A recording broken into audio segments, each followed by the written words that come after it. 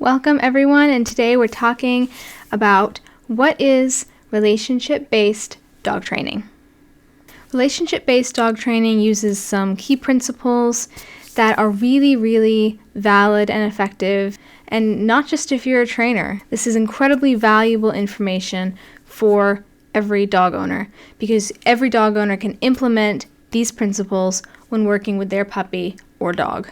One of the key principles of relationship-based training is that you put the animal's needs first, no matter what that looks like. If the dog is injured, ill, afraid, hungry, needs to go to the bathroom, whatever that is, you put the dog's needs first ahead of your training desires. So in some cases, this might look like you have a 3-month-old puppy and that puppy's just bouncing off the walls.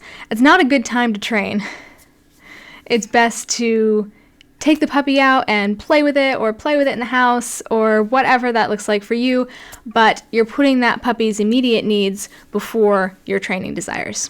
Another key principle of relationship-based dog training is learning to fluently understand dog body language. And I encourage every dog owner to do this. I cannot encourage you enough to learn and understand dog body language because there are so many misconceptions out there and misunderstandings of dog body language. It's not difficult to learn, and once you learn it and understand it, you're going to find your dog is communicating with you all the time. It's really amazing to unlock their body language and understand what they're communicating with you, what they're communicating to people in your home, what they're communicating to other dogs. Dogs are talking to us all the time, and we owe it to them to learn how to listen.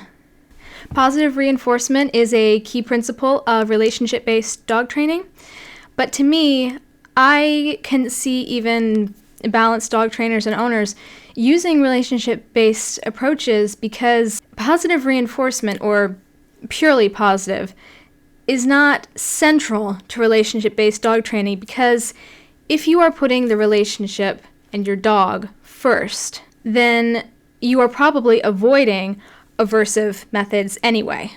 But that is another principle of relationship-based training, avoiding aversive methods, including fear, intimidation, or pain, or physical corrections.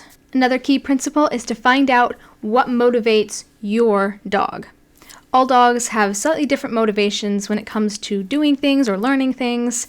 Could be treats, could be toys, verbal praise, affection, could be a combination. So find out what motivates your dog. For example, I have a border collie who is very treat motivated, but she's also highly motivated and finds affection and verbal praise very rewarding.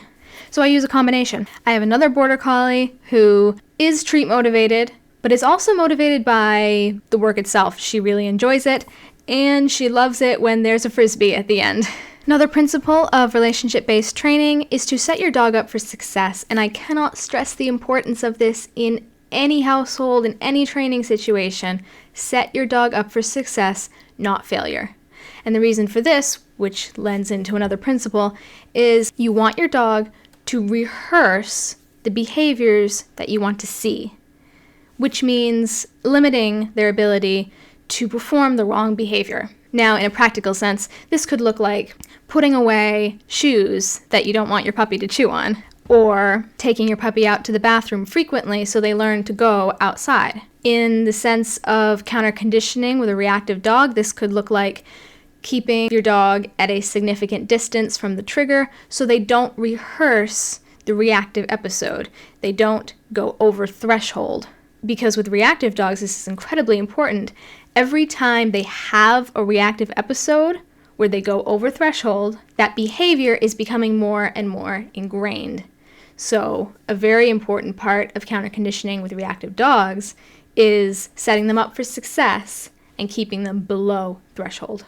And this leads me right into the last principle, which is when a dog's behavior is rooted in some kind of emotional state and you need to change the behavior, start by changing the emotional state. And of course, this is very relevant with reactive dogs.